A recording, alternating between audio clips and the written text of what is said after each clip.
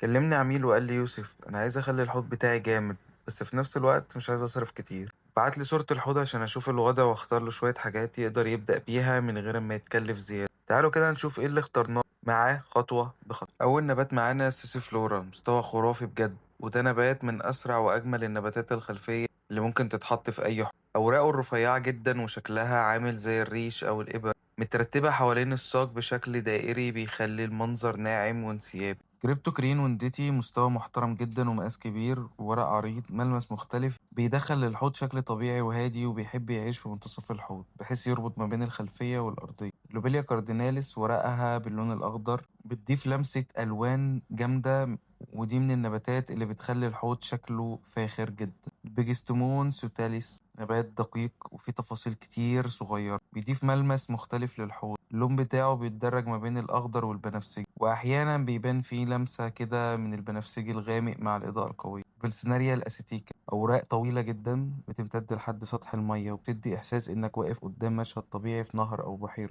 بتعمل حركة جميلة جدا مع الطيار. وده بقى نبات الأرضية، ولما يفرش في الأرضية بيغطيها بشكل جميل، بيخلي الحوض شكله طبيعي. وطبعا عشان نقدر نزرع كل دوت صح وفرنا له 35 كيلو بازلت مغسول.